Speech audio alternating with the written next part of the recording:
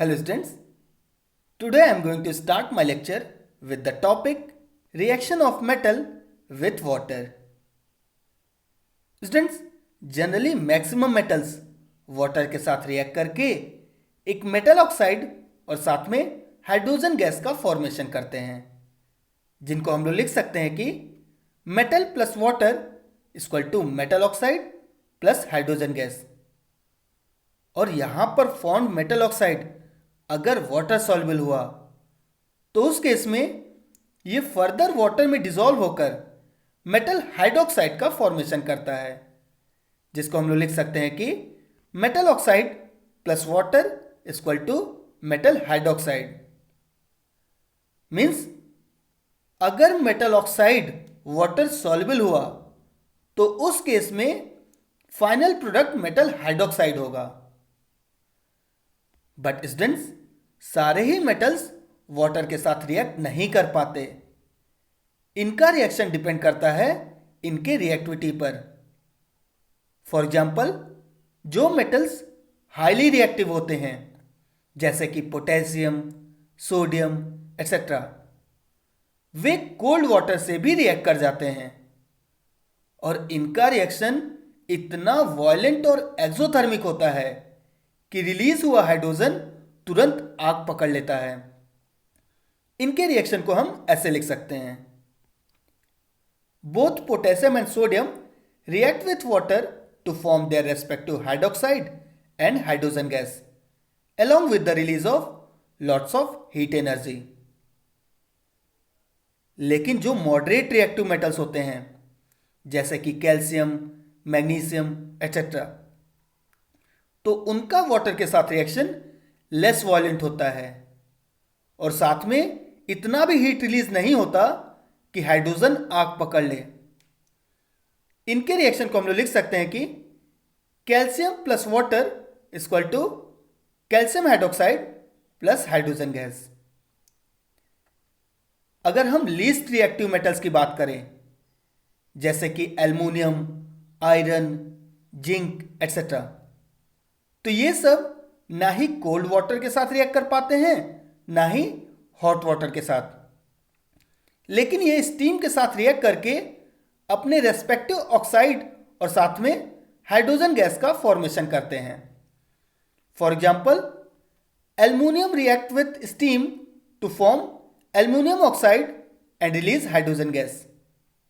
Similarly, iron react with steam to form iron oxide and release hydrogen gas, and so on. And if we talk about unreactive metals like copper, silver, gold etc., they do not react with water at all. Now, reaction of metals with acid. तो बच्चों, जैसा कि हम लोग second chapter में पढ़ ही चुके हैं कि metals react with acid to form metal salt and hydrogen gas. That is metal plus acid equal to metal salt plus hydrogen gas. But students, all the metals do not react with acid in same manner. It also depends on their reactivity. For example, जो highly reactive metals हैं वो तो acid के साथ काफी voluntarily react करते हैं, पर वहीं अगर हम लेस रिएक्टिव मेटल्स की बात करें तो एसिड के साथ उनका रिएक्शन लेस विग्रस होता है।